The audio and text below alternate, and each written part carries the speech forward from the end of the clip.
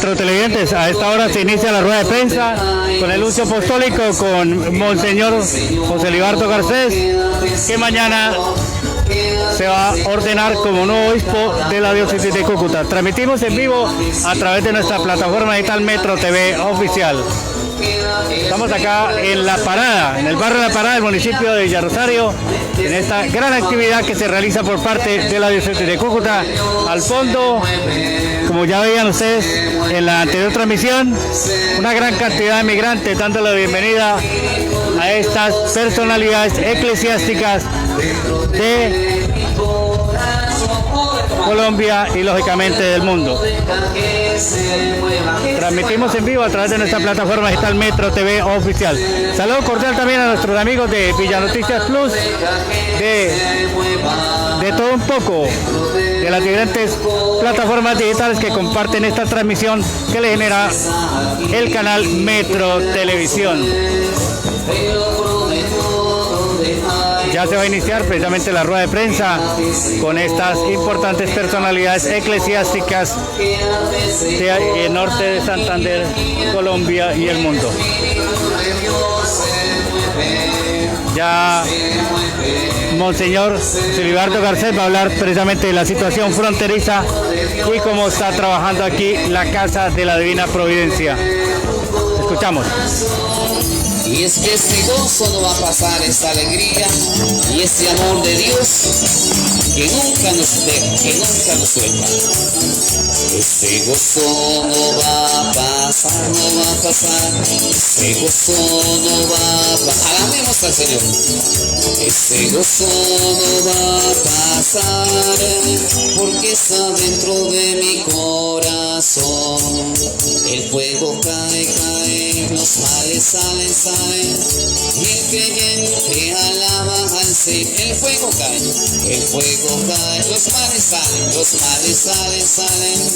Y el creyente alaba, y esa alegría no va a parar, esa alegría no va a parar, esa alegría no va a parar, esa alegría no va a parar. ¿Por qué?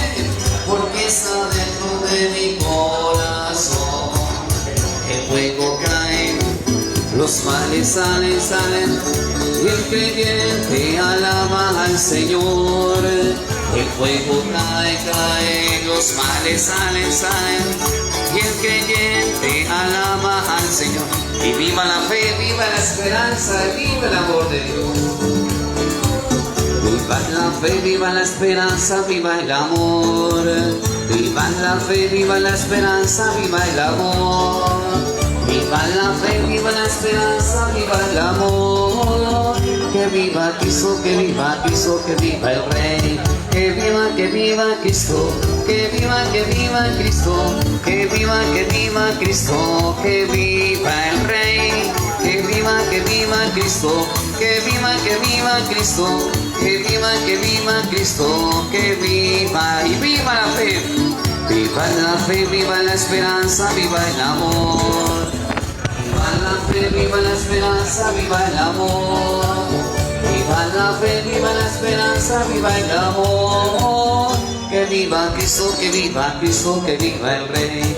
Que viva Cristo, que viva Cristo, que viva Cristo, que viva el Rey. Que viva Cristo, que viva Cristo, que viva Cristo, que viva el Rey. Y es el amor del Señor el que se hace presente en esta tarde. A Él la gloria por los siglos de los siglos. Amén.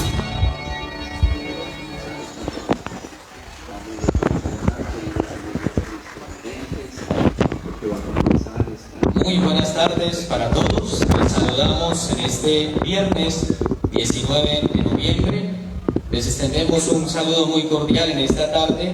Les damos la bienvenida a esta rueda de prensa con ocasión de la posesión canónica del obispo que el Papa Francisco ha designado para la diócesis de Cúcuta, Monseñor José Libardo Garcés Monsalve. Nos visita el nuncio apostólico de su santidad, el Papa Francisco en Colombia, el excelentísimo Monseñor Luis Mariano Montemayor, quien nos estará compartiendo en esta tarde un gran mensaje sobre el acompañamiento que la Iglesia Católica ha brindado a la población más vulnerable en esta zona de frontera a raíz del fenómeno migratorio. Saludamos a quienes acompañan la mesa principal: excelentísimo Monseñor Luis Mariano Montemayor, nuncio apostólico del Papa Francisco en Colombia; al excelentísimo Monseñor Jorge Alberto Osa, quien es el arzobispo metropolitano, arzobispo de la Arquidiócesis de Nueva Pamplona; y al excelentísimo Monseñor José Libardo Garcés Monsalve, obispo electo de la Diócesis de Cúcuta; asimismo al padre Freddy Martín Celis, quien es el coordinador de la Casa de Paso Divina Providencia. Estimados periodistas, a ustedes también les damos la bienvenida.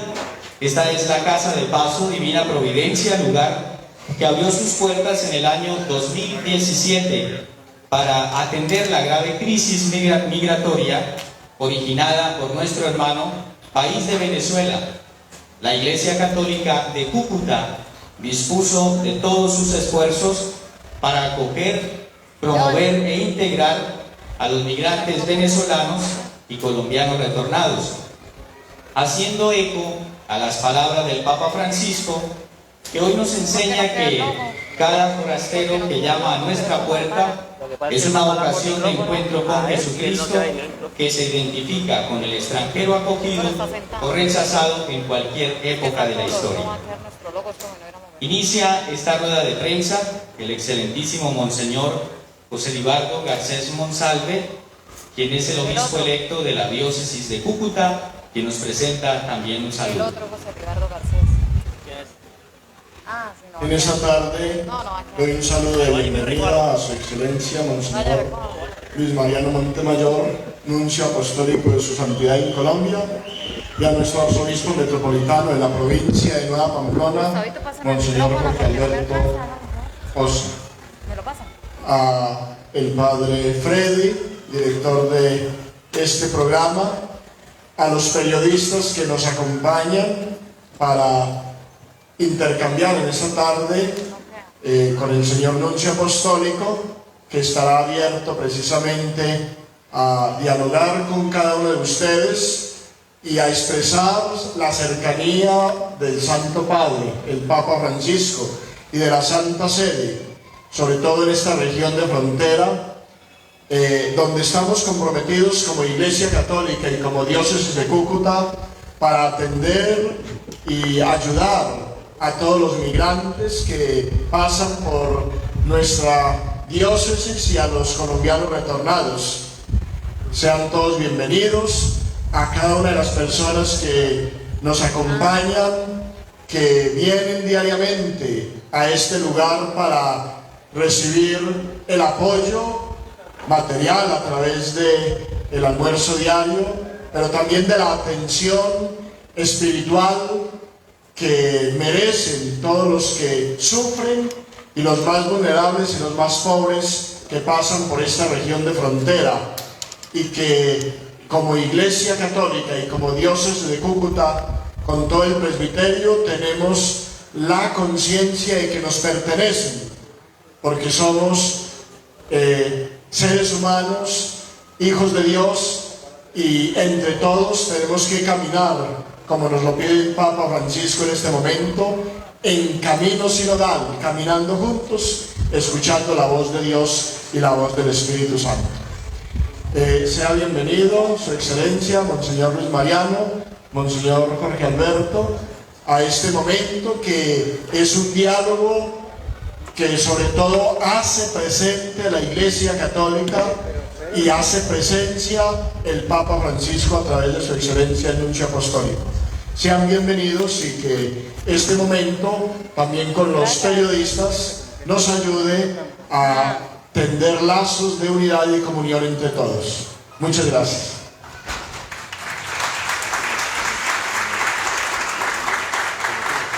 Gracias, Monseñor José Libardo. Damos en este momento la palabra al excelentísimo nuncio apostólico, Monseñor Luis Mariano Montemayor, que siempre en esta zona de frontera le recibimos muy expectantes por el mensaje que el Papa Francisco siempre nos ha dirigido. Trataré de ser breve, así dejo a todos ustedes la oportunidad de hacerme preguntas. Es para mí la Casa del Paso un lugar muy cercano a mi corazón, porque es la primera que he visitado en Colombia, casi mi primera salida. La primera salida fuera de Bogotá fue precisamente Cúcuta. Y ustedes se imaginan por qué. Estábamos en lo más difícil de la oleada migratoria y el Papa Francisco estaba muy preocupado por la situación de los migrantes venezolanos. Esta casa en sí misma, yo creo que es un signo, por un lado, de la actitud de la Iglesia Católica de acogida, es un signo de hermandad entre el pueblo colombiano y el pueblo venezolano, y es un signo también de la cooperación internacional, porque esta casa no hubiera sido posible sin la ayuda de muchas organizaciones católicas y no católicas, ¿no?, que lentamente han ido sosteniendo el esfuerzo y mejorando la asistencia de esta casa, que empezó en una forma muy simple, casi como una olla de comida, pero que llegó, y espero que vuelva a ser, a la asistencia médica de los migrantes, sobre todo de las mujeres encintas, de los niños, de los ancianos. Dicho esto, ustedes pueden imaginar que el nombramiento del obispo de Cúcuta es de capital importancia para nosotros, ¿no? Podemos decir, en un término político, es geoestratégico. Así que Monseñor Libardo Garcés Monsalve tiene todo el apoyo del Santo Padre, que lo eligió para guiar esta iglesia particular en su misión específica, que es anunciar el Evangelio en una población que ya llega a 1 millón de habitantes.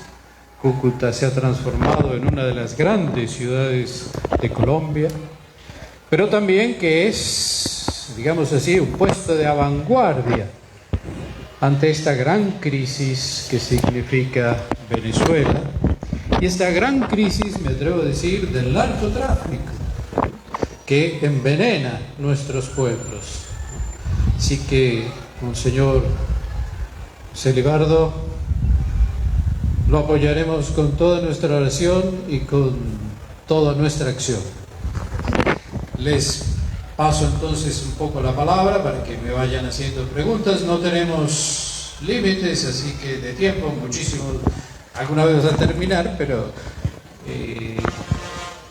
tengo como tradición responder. Cuando no puedo responder, lo digo, ¿no? Así que, bueno, ¿quién empieza?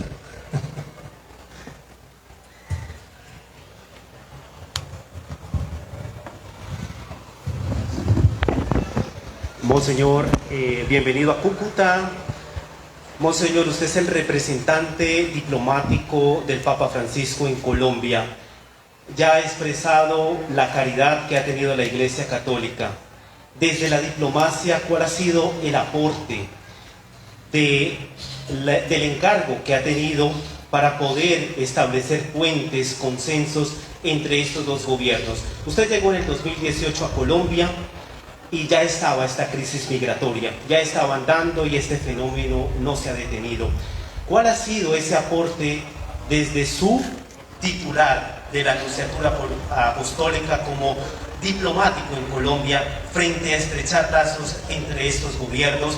Porque sin duda cada día es más aguda la situación, Monseñor, y se requieren soluciones o lazos de entendimiento entre estos dos gobiernos. Gracias, monseñor. ¿Usted de qué medio es? La opinión. La opinión. Un saludo. Esmeralda. Entonces, a la dirección y a todos los lectores de la opinión. Bueno, mire, la diplomacia, la acción diplomática es una acción colectiva, de equipo. Yo soy una pieza de lo que es la diplomacia vaticana. A mí me toca, como siempre dije, la frontera. Me toca la frontera y por eso tengo que además ser muy prudente, porque no puedo hacerle más difícil el trabajo a mi colega de Caracas. Sin embargo, desde el principio hemos actuado con una visión clara. El problema de Venezuela es un problema que tiene que ser resuelto por los venezolanos, porque no hay otro camino. Y lo primero que había que evitar era una guerra civil en Venezuela, que hubiera sido catastrófica, no solo para Venezuela, sino para todos los países limítrofes. Eliminada la guerra, que era el peligro extremo, y que creo que no llegamos a ese peligro nunca, pero siempre quedó en el horizonte como una posibilidad nefasta, ¿no? Lo otro era encontrar caminos en modo tal que pudiéramos apoyar a los países que intentaban de alguna manera encontrar soluciones al problema venezolano, que es múltiple, que es un problema político, es un problema económico y es un problema social, humano, que se manifiesta sobre todo de forma evidente por los millones de venezolanos que han dejado el país. Ustedes piensen que leía últimamente que casi el 20% del electorado no va a votar porque está fuera del país. Imagínense las proporciones. Además, la situación humanitaria en Venezuela, que tiene sus altos y bajos, en 2018-2019 tocó una cima casi increíble para un país de los recursos de Venezuela. Hubo hambre, hubo falta de asistencia médica, hubo falta de esperanza. Después vino la pandemia y no sabemos bien cómo ha sido. La verdad que no tenemos datos. Imaginamos que no ha sido mucho mejor que en Colombia, así que tiene que haber sido gravísimo. En esto nosotros hemos apoyado siempre al gobierno colombiano en su tarea y tenemos que darle el reconocimiento de acoger a los migrantes venezolanos, sea los que se quedaban en el país, más de 1,5 millones, sea los que pasaban. Ha sido una emergencia humanitaria de dimensiones enormes que tal vez solo los refugiados de Siria pueden ser comparados. El presidente Duque continuamente dice que mientras hubo recursos abundantes para Siria, no los hubo tan abundantes para Colombia. Así que Colombia tuvo que enfrentar con una cierta escasez de recursos de ayuda internacional que a nosotros nos duele. Pero la Santa Sede siempre ha estado al lado de Colombia en esta actitud humanitaria que se ha manifestado además de un modo, yo diría, ejemplar en el Estatuto para la acogida e integración de los migrantes, ¿no?, en el cual se les da una documentación, un reconocimiento, pueden tener apertura laboral y asistencia sanitaria, que es ejemplar. Ni los Estados Unidos tienen una cosa así. Así que tenemos que reconocer esto y de alguna manera el Papa Francisco, y lo expresó públicamente, es grato a Colombia por ese gesto humanitario ejemplar en el mundo, porque el problema migratorio es un problema del mundo. Se va a manifestar en formas graves en muchísimas otras partes. Y la epidemia lo está mostrando, el cambio climático lo está mostrando. Y lo que estamos haciendo aquí es ejemplar para el mundo, estamos también abriendo caminos. Con respecto a la cuestión política de Venezuela, la Santa Sede siempre ha favorecido un acuerdo y un consenso entre el régimen, el gobierno y la oposición. Es allí donde tiene que salir una solución que resuelva el problema de la legitimidad del gobierno venezolano, en modo tal que permita un plan de rescate económico y social de Venezuela, que llevará décadas. La comunidad internacional está dispuesta a ese plan de rescate de Venezuela, pero necesita ese consenso interno que todavía se nos escapa, ¿no? Que solo comienza a dar algunos signos. Por supuesto que como nuncio en Colombia yo no intervengo directamente y tengo que ser muy prudente, ¿no? Intervengo al lado del gobierno de Colombia para expresar cuál es nuestra posición, ¿no? Que a veces coincide, a veces no, ¿no? Lo mismo con Estados Unidos, a veces coincide, a veces no. Pero no estamos muy lejos, todos queremos una Venezuela democrática, una Venezuela fuerte, económicamente capaz de sustentar a sus habitantes. Eso lo queremos todos, ¿no? Después buscaremos los medios. Bueno, eso es simplemente un poco en lo que hemos estado. Ahora, mi tarea es apoyar a la iglesia local. La iglesia local, como iglesia hermana de la iglesia venezolana, siempre estuvo al lado de los obispos venezolanos y eso es admirable. Además, cuando se cerraron las fronteras, cuando no era posible políticamente hacer pasar ayudas, nosotros hemos continuado a hacer pasar ayudas, precisamente por el respeto que hemos ganado también de la otra parte de la frontera, ¿no? Hemos pasado medicinas, hemos pasado alimentos, hemos pasado algunos productos esenciales que no se conseguían en Venezuela y hemos recibido población del otro lado de la frontera para curas médicas, para reponerse y después poder continuar su servicio en el otro lado.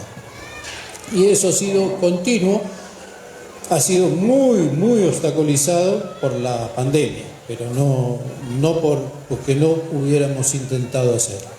Bueno, les dejo aquí más o menos si quieren continuar las preguntas. John. Monseñor, muy buenas tardes. Esmeralda Rojas de Caracol Radio. Dos preguntas en esta tarde. Estamos hablando de lo que pasa en la frontera y toda la injerencia que tiene sobre nuestro territorio, pero Colombia también está en un proceso preelectoral en el que el ambiente es de una polarización muy alta. ¿Cuál sería el mensaje de la Iglesia Católica con relación a la coyuntura política que vive Colombia desde sus buenos oficios? Y la segunda, en ese ejercicio mediador que siempre ha hecho la Iglesia Católica, ¿qué hacer por los niveles de violencia que se vuelven a presentar en algunas regiones del país y donde hoy, por lo menos en el occidente, la Iglesia está llamando la atención y pidiendo que se brinde atención a ese conflicto armado y a ese conflicto que tenemos en algunas regiones y que tampoco no escapa a la nuestra? Bien, bueno, la polarización política es un signo de nuestro tiempo, se va dando en casi todos los países y es muy fuerte en todas las Américas, no solo América Latina, también en el norte. Es quizás una muestra de una gran crisis de horizonte y de las dificultades de cambiar y de encontrar soluciones partidas por una mayoría sustancial. En el caso colombiano no es de hoy, ¿no? Se agrava lo que es 70 años de violencia, de guerrilla, de lucha armada, ¿no? Y los intentos de dar solución a eso. Nosotros no podemos entrar en los detalles, ¿no? Porque, en definitiva, resolver los problemas colombianos le toca a los colombianos, como los de Venezuela a los venezolanos. No hay otra vía. Pero cierto, nosotros, y en la línea con el Papa Francisco, con su llamado a la cultura del encuentro, al diálogo institucional, social, político, proponemos y pedimos que se logren consensos básicos. Más allá de que uno sea de derecha o de izquierda, los problemas son los mismos y hay que resolverlos. Hay que encontrar soluciones prácticas. Empleo, por ejemplo. ¿Cómo vamos a dar empleo a los colombianos? Que ha sido uno de los grandes problemas de la pandemia. La informalidad económica quedó gravemente dañada por la pandemia. Entonces, ¿cómo vamos? Es un tema que yo hablo con todos los candidatos cuando me vienen a ver. Es casi lo primero que digo. ¿Qué van a hacer para crear empleo? Porque sin eso no hay solución a la pobreza. Después sí pregunto cosas que nos interesan a nosotros. Bueno, ¿qué van a hacer con Venezuela? ¿No? ¿Y qué van a hacer con el ELN, por ejemplo? ¿No? En fin, consensos básicos. Lo que usted dice, y paso a la segunda pregunta porque están unidas.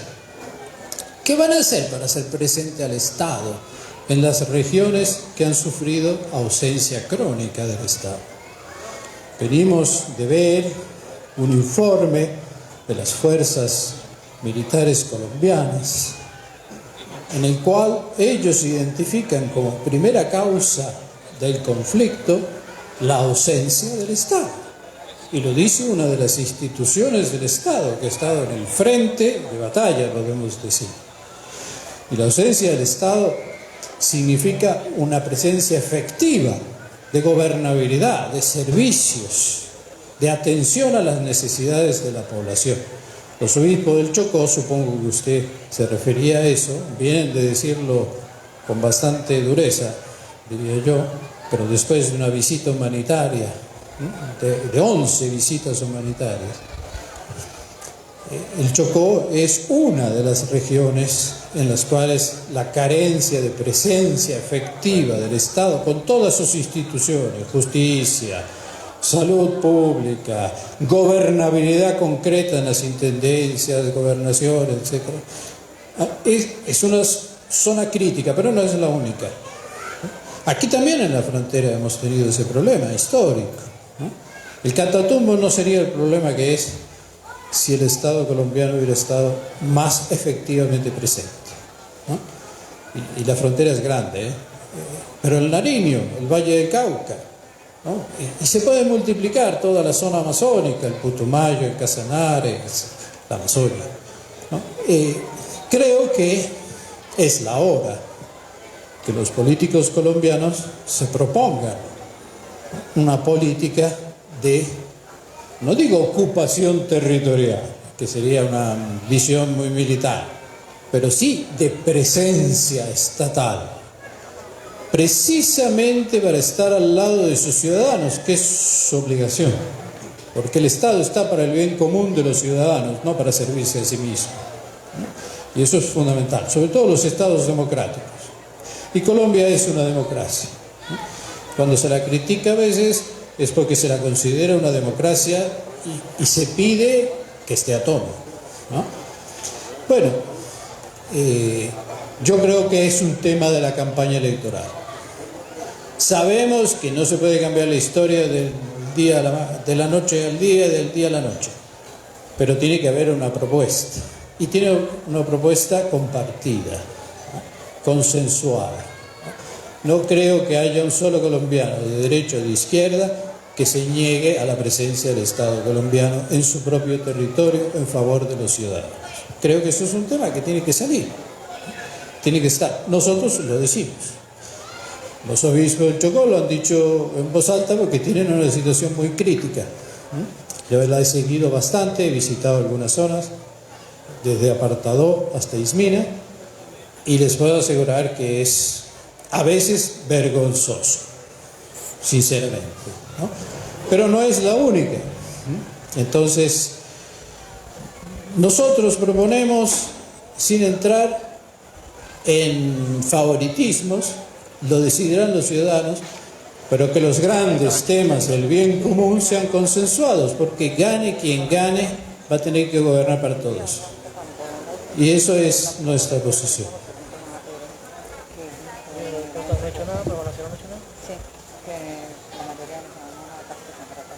Voy a agarrar un poquito acá y voy a cambiar pila y me voy a marica porque estoy paila. O sea, no alcanza a grabar una 3 horas. Sí, pues no me grabo. Por eso, nos vamos. Amigos, Muy buenas tardes a las autoridades eclesiásticas presentes aquí en el barrio La Parada del municipio de Villarrosario, en esta cuna de Colombia, campanera de la libertad. Mi nombre es Gustavo Vega Macías, yo soy director del canal Metro Televisión, que tiene 30 años de existencia en esta frontera viva y dinámica de América.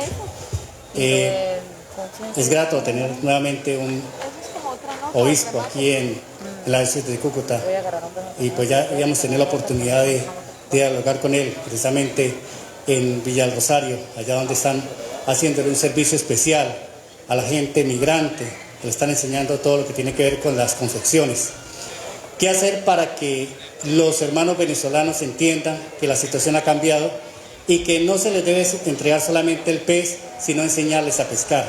Que aquellas personas que realmente vienen a que les den su alimentación, con esa caridad, con ese compromiso que tienen ustedes y que tenemos todos los seres humanos con nuestros semejantes, no se vuelva una cuestión existencial, sino que realmente entendamos que tenemos que trabajar, que tenemos que echar para adelante y que de una u otra parte, como seres humanos, debemos convertir en este mundo cada día mejor.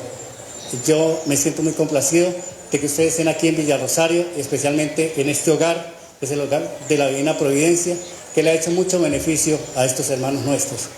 Y los dejo para que cualquiera de ustedes nos resuelva de pronto esta inquietud que les tengo.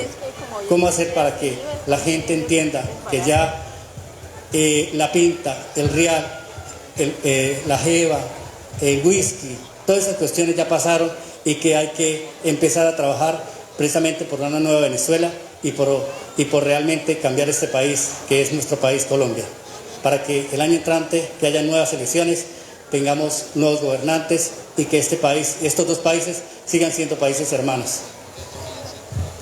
Bueno, yo empiezo a responder, después le paso al obispo electo, que tiene más detalles. Primero quiero decirle que hace tiempo que hemos empezado a salir de la pura asistencialidad, que será permanente mientras exista la necesidad. Hay que también entender que nosotros somos solo uno de los eslabones de una gran cadena que tiene que ponerse en movimiento. Nosotros hacemos lo que está a nuestro alcance, otros tienen que hacer lo suyo. Pero la diócesis de Cúcuta, por lo que me consta, ya hace tiempo, por lo menos 3 años, empezó a crear centros de formación profesional, o por lo menos laboral.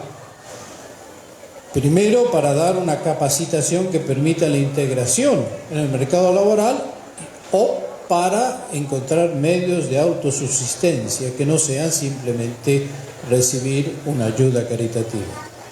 Sobre todo para la mujer, sobre todo cabeza de familia.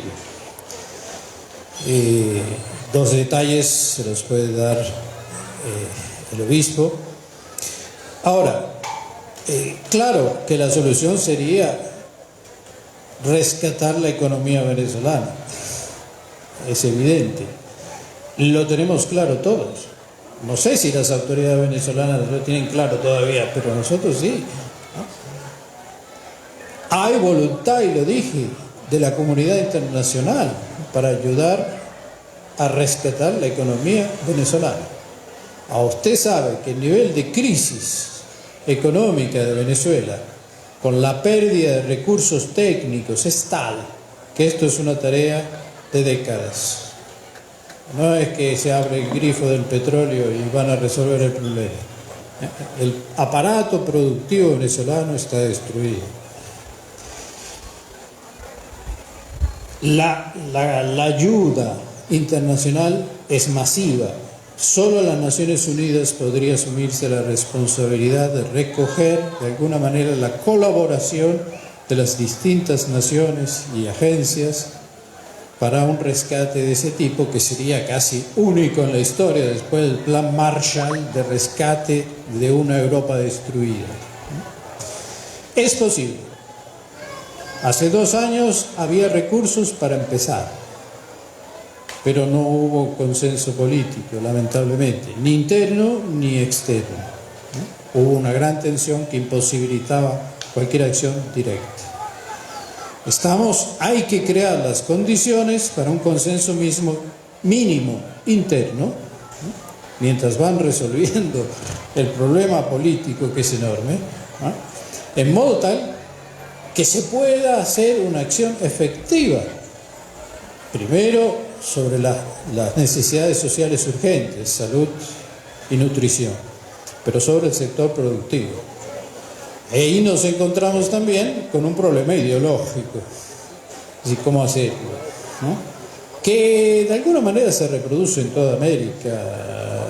Uno de los grandes temas de la polarización es cómo encarar el sector económico, si sector de conducción estatal o de conducción privada, iniciativa privada. Lamentablemente no hay muchos acuerdos, hay como 2 polos, ¿no es cierto?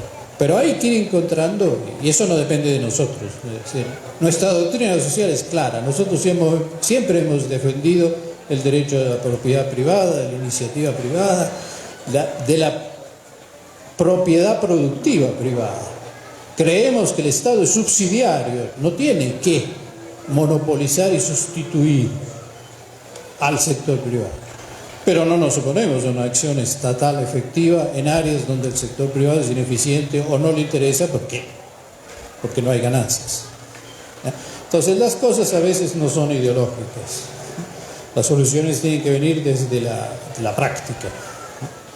Ahora, ¿qué hacemos aquí?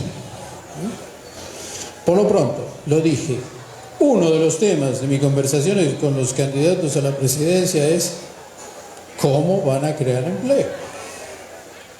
Ninguno me ha dicho que van a destruir el sector privado. Así que quedémonos tranquilos. Claro, las visiones son diferentes. Está quien cree de un modo mágico que el mercado resuelve todo y hay quien cree que en todo tiene que intervenir el Estado, aun cuando respete la propiedad privada. Bien, hay consensos mínimos. ¿Cómo hacemos para que el 70% de trabajadores informales empiece a blanquear su situación y encontrar formas más estables de obtener un ingreso? Y señores, yo no quiero ser un profeta, pero Colombia tiene que pensar su sector productivo. Falta industrialización en Colombia. Si usted se compara con Brasil, con Argentina, mismo Chile, falta industrialización. No se puede seguir igual. La pandemia mostró eso. Muchas acciones del Estado fueron inefectivas porque no había una cuenta bancaria donde ir y mandar un subsidio, por ejemplo, familiar, o crear una especie de, no sé, carta de pago para que pudieran comprar. En fin, eso hay que resolverlo. No se puede resolver inmediatamente, pero requerirá el consenso de todas las fuerzas en el Congreso. En fin, creo que es un problema serio, que no puede faltar en la campaña electoral, que no puede faltar en la exigencia del ciudadano a los candidatos. ¿Cómo van a hacer? Y en eso estamos con lo de Venezuela. El tema migratorio venezolano en Colombia es ambiguo, es ambivalente. Es un peso, por un lado, nadie lo va a negar, para el sector de salud pública, para el sector educativo. ¿Cuántos niños venezolanos, sobre todo en la zona de frontera, están siendo educados por el sistema educativo colombiano? Muchos, es un esfuerzo del que no se habla. Pero también los venezolanos han dado un aporte a la economía colombiana. En el sector petrolero es claro. La producción colombiana hoy es posible gracias a los técnicos venezolanos que vinieron del otro lado. Por ejemplo, hay muchos empresarios venezolanos que se han instalado en Colombia, contribuyendo a la creación de producto bruto, ¿no? Entonces,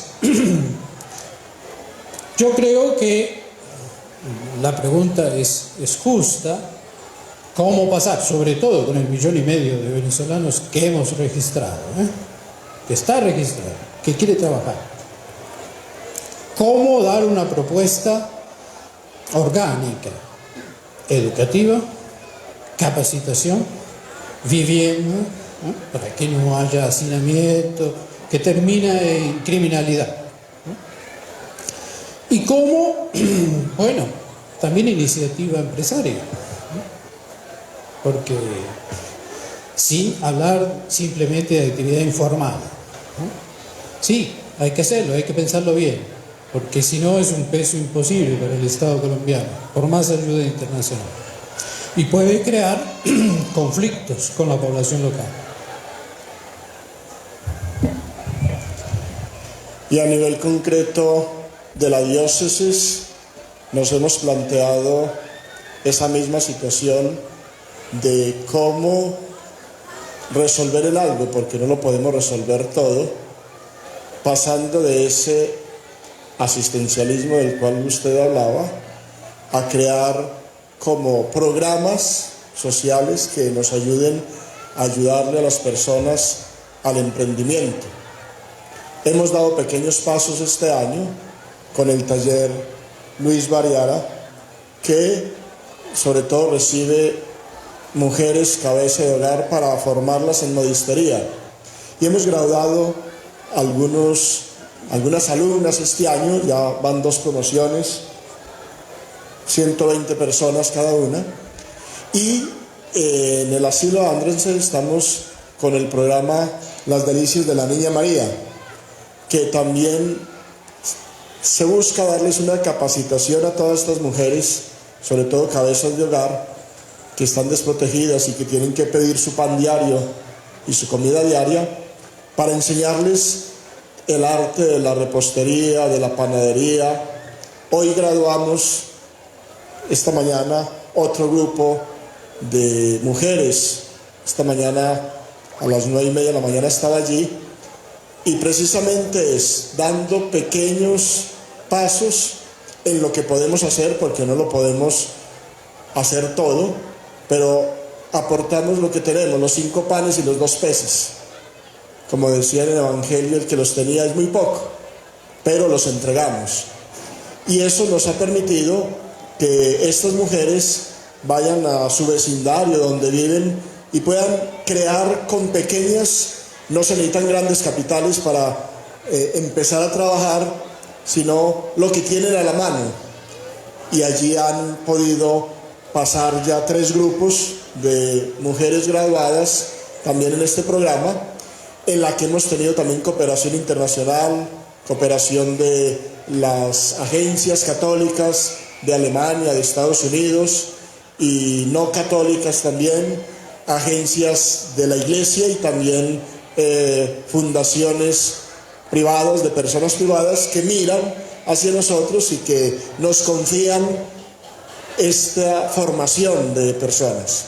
Y lo queremos seguir haciendo, aportando pequeños granitos de arena, dando pequeños pasos, con esa visión de enseñar a pescar y no siempre darles el pescado, sabiendo que también somos conscientes que cada día nos aparecen personas aquí porque tienen hambre y hay que hacer algo.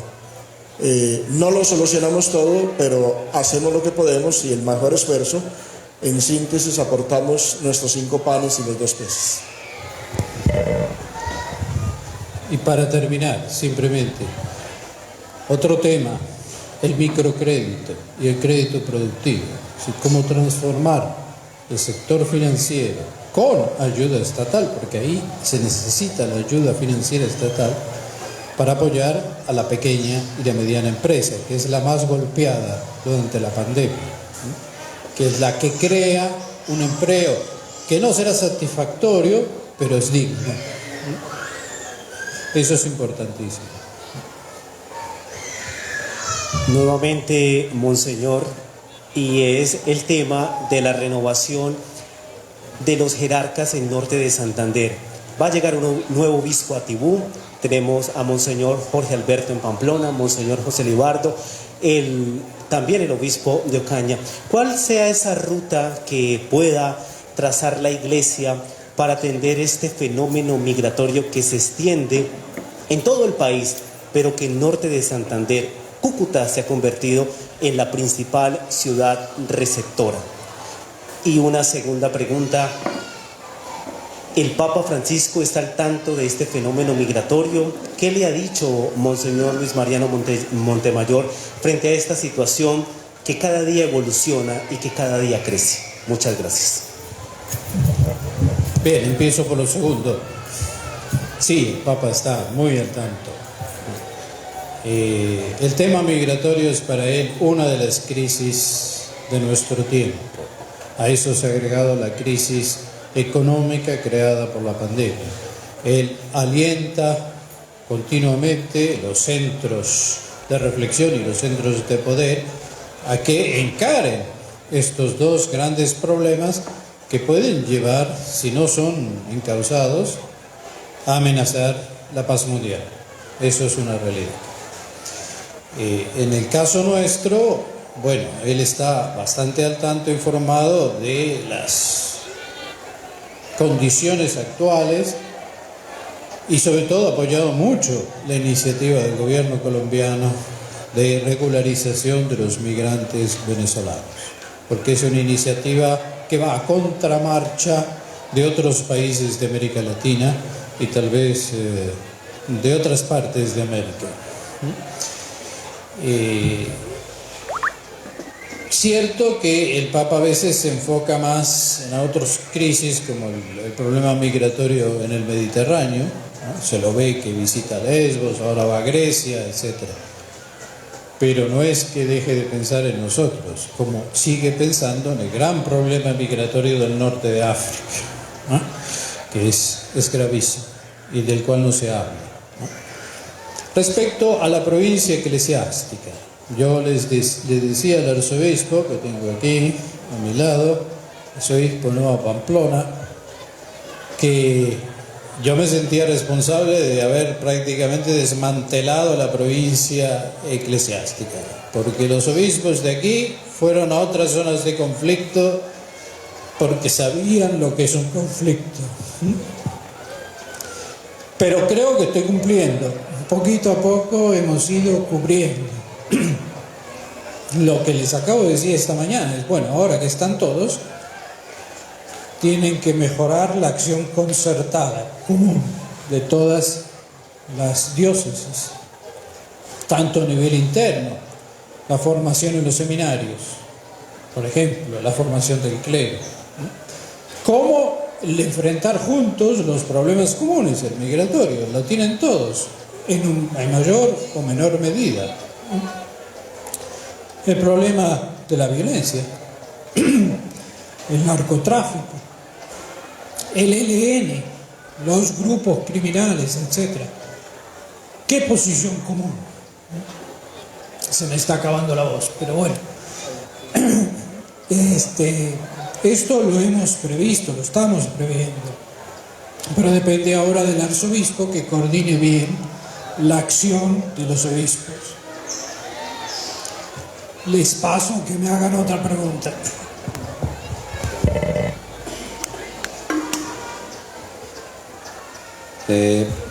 Muy buenas tardes, Monseñor, mis respetos, un saludo de parte del canal Cristovisión.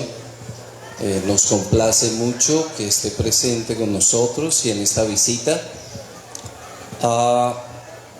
para compartirle pues un agradecimiento grande por este año, decirle al Papa Francisco gracias por este año de San José.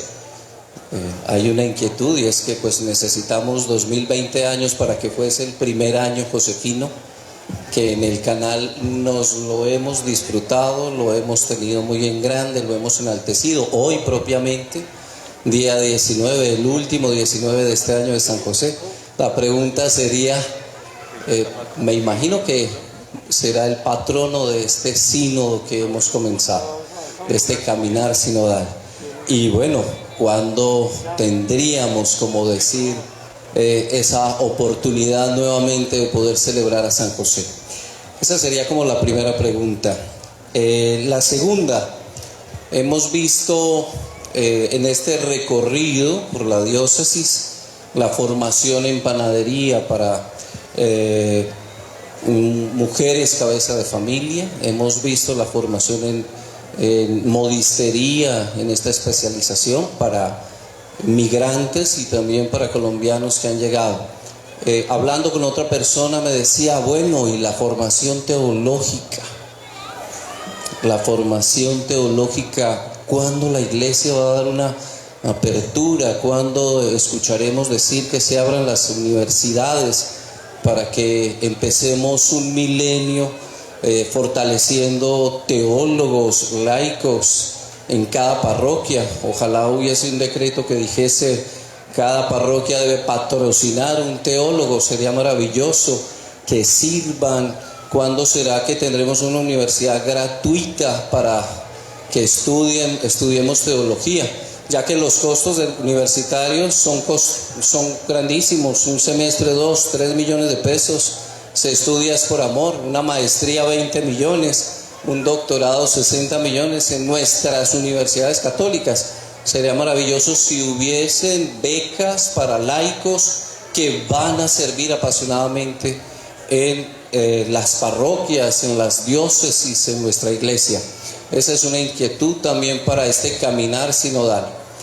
Y pues, si me permite el abuso, compartirle también que pues todos estos migrantes que recibimos con tanto cariño, pues no solamente vienen con sus necesidades, sus carencias, también vienen con una experiencia espiritual marcada por el espiritismo, una experiencia espiritual que a muchos ha marcado y que hemos visto bajo el poder de la santería en Cuba, bajo el poder de la brujería en Nicaragua, bajo el poder de la santería en Venezuela.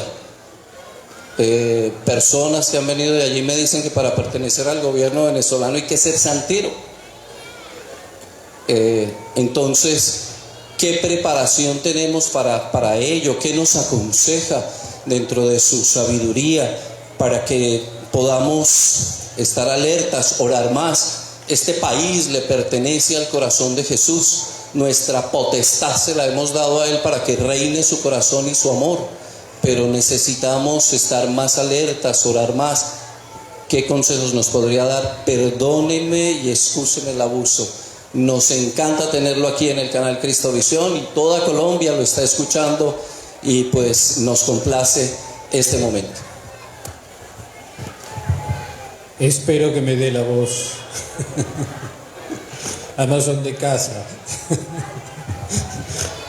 Bien, le recuerdo que el Papa Francisco inició su pontificado el día de San José con un discurso, con una memorable homilía sobre San José custodio, en el cual yo vi una invitación a todos los hombres a asumirse la paternidad, el espíritu de paternidad, la presencia en la familia, la presencia en las comunidades, en la sociedad. No soy machista y no tengo problemas de género, pero me gustaría que los hombres ocupen su lugar. Y San José es una inspiración, ¿no? Y eso está muy, muy, muy fuerte en el corazón del Papa Francisco. Después saben ustedes que él es devoto de San José. Yo lo he visto al San José durmiente, los sueños de San José, donde en la espiritualidad del Papa Francisco es el don de discernimiento. Cuando él necesita una luz, sale, deja un papelito debajo de la estatua de San José durmiente, para que lo ayude a discernir. Porque el sueño en la Escritura es un lugar de revelación de la voluntad de Dios. Y así lo interpreta él. Después, lo demás, no sé, ya no depende de mí, ¿no es cierto? Vamos a ver qué se le ocurre. No es que sea un papa falto de inventiva. Dejémoslo hacer. Lo que usted dice, sí, y era un tema hoy, esta mañana, con los obispos. Colombia tiene todavía un laicado orgulloso de trabajar para su iglesia, en sus instituciones, más, menos, según las regiones, pero lo tiene.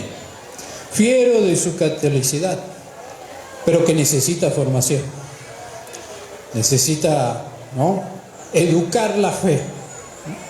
No significa que todos pueden ser teólogos, doctores en teología, licenciados, pero sí institutos de formación teológica, ¿sí?, en la fe. Incluso para ayudarlos al ocupar puestos dirigentes en la sociedad, en todos los órdenes, tener una reflexión desde su propia fe. Miren, yo he trabajado en países musulmanes, en el Sahel, sobre todo. Ayer recibí a la hermana Gloria, precisamente, éramos vecinos, Senegal y Mali. Los musulmanes, los dirigentes musulmanes siempre nos decían: nosotros leemos los documentos de la doctrina social de la Iglesia, porque nuestra fe no nos ha elaborado una respuesta a los problemas económicos, sociales, etc. Bueno, nosotros la tenemos, pero hay que hacerla conocer. Ojalá podamos hacer.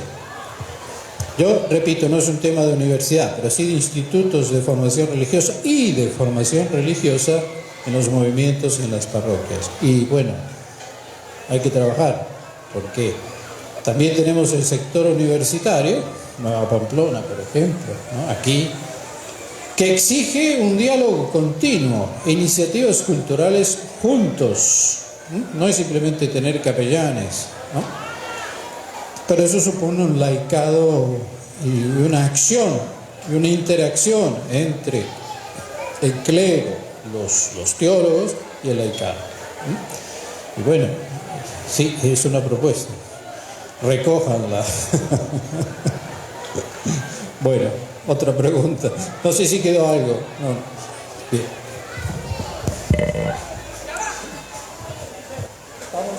Muchas gracias, excelentísimo Monseñor.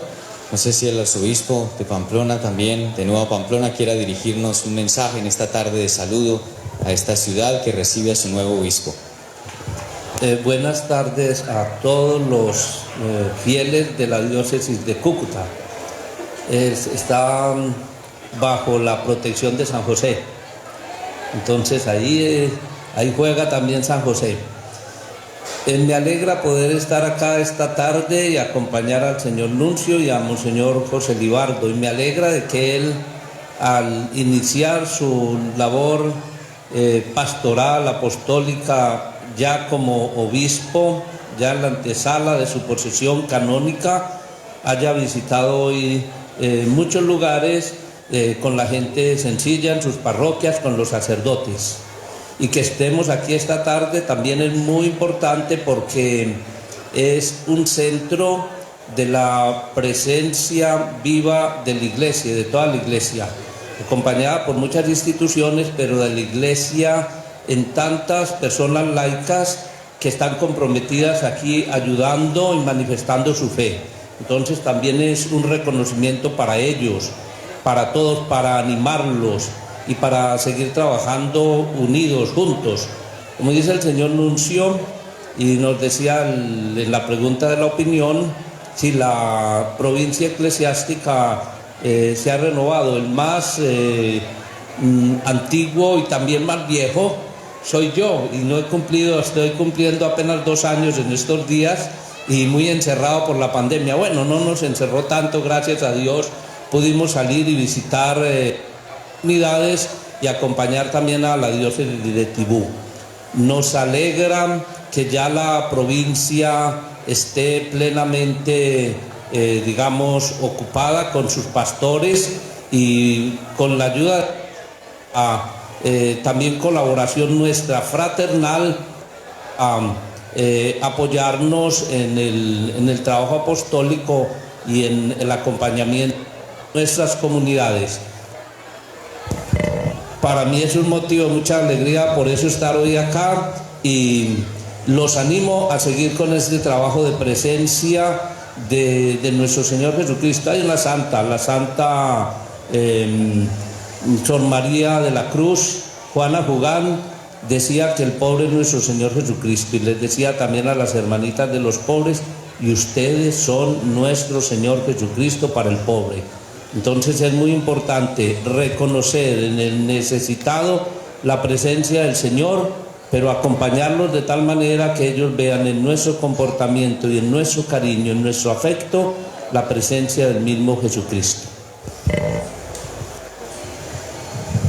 Y quisiera retirarme con un mensaje a ustedes, los periodistas. Una vez, en otra región, también crítica, una colega de ustedes me preguntó: ¿y usted como diplomático, qué saca del encuentro con la prensa y con el trabajo de los periodistas? Y yo le dije dos cosas, por lo menos básicas. Primero, llegar a donde no puedo llegar. Segundo, ver si se me pasó algo, es decir, algo que no vi y que ustedes están señalando, ¿no?, para analizar y tenerlo en cuenta. Y esto es, aunque parezca muy banal, una realidad. El diplomático hace su tarea, que es evitar las guerras o salir de las guerras, ¿no? Porque el diplomático tiene que saber que a veces tiene que pensar en el posguerra, ¿no?, cómo salir de una guerra. Pero ustedes, en alguna vez se los llamó cuarto poder, pero no me gusta mucho eso, pero sí tienen una gran misión. Porque el ciudadano es el soberano, pero el ciudadano no puede votar por lo que no sabe. Y no siempre los grupos de poder y de interés tienen interés en que el ciudadano sepa. Así que ustedes tienen una gran tarea, que no siempre es, digamos así, agradecida por los grupos de poder, ¿no? Hay a veces una actitud de defensa: el periodista, evitémoslo, no hablemos, ¿no? Yo como diplomático sé que corro siempre riesgos, siempre, porque una palabra dicha más sin pensar bien, a alguno le cae mal, etc. Pero creo que esta tarea, y es mi exhortación a los políticos que también la hagan, ¿no?, de interacción con los medios para informar al ciudadano, que es el que decide, en definitiva, y es fundamental. No hay democracia sin prensa libre, y en eso ustedes tienen una gran misión. Así que adelante y con coraje, como San José, presentes. Yo quisiera dejarles también una inquietud a los periodistas, porque seguramente ustedes han visto las ciudades de muchos escenarios, y en este tiempo en el que he estado aquí transitando por la ciudad, hemos visto con los sacerdotes reunidos la semana pasada un fenómeno que nos preocupa y que nos pertenece, y es de los niños y adolescentes que están debajo de los puentes de nuestra ciudad, perdidos en la droga, con tantas familias que se están destruyendo por este flagelo. En algún momento que tuve el sacramento de la confirmación con varios estudiantes de la misma edad de colegios privados de aquí de la ciudad de Cúcuta, que tienen las posibilidades de una educación de calidad en muchos colegios privados, les planteaba el reto de que esos niñitos y esos adolescentes que están durmiendo en la calle y que ya son habitantes de la calle, nos pertenecen. Y entre todos algo tenemos que hacer. Nosotros tenemos en la parroquia del Espíritu Santo una edificación que está vacía y si no la utilizamos arriesga que las cosas que están sin utilizar se vayan deteriorando y se vayan cayendo. Y la semana pasada que estuvimos en los retiros miramos hacia ese centro para entre todos mirar cómo hacemos para crear un espacio desde la diócesis de la Iglesia Católica que nos ayude a rescatar a muchos niños habitantes de la calle en Cúcuta, porque son demasiados. No sé si los periodistas que transitan la ciudad de día y de noche mirarán este fenómeno, pero esa está llamando a la puerta y ya no, son demasiados y están destruyendo con ese fenómeno muchas familias. Hay mucho niño habitante de la calle.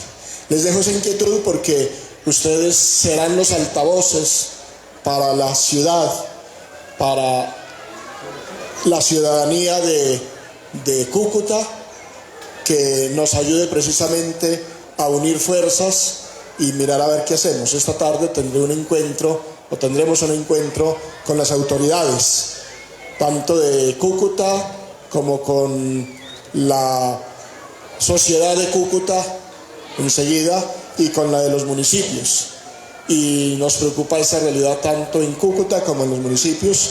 Entonces les dejo esa inquietud porque ustedes pueden ser altavoces de esa realidad y ayudarnos también con sus iniciativas y su creatividad a crear una conciencia social, porque esos niños habitantes de la calle nos pertenecen.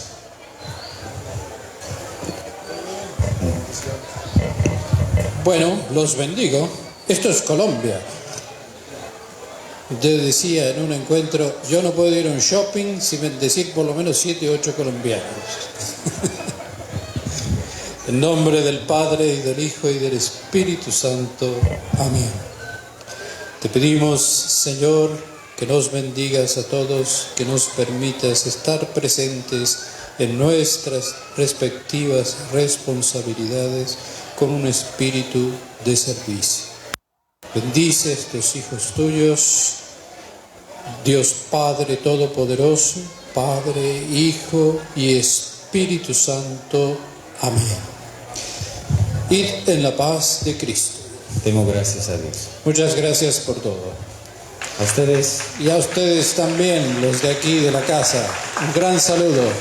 A los hermanos venezolanos, un gran afecto del Papa Francisco. Un abrazo fraterno.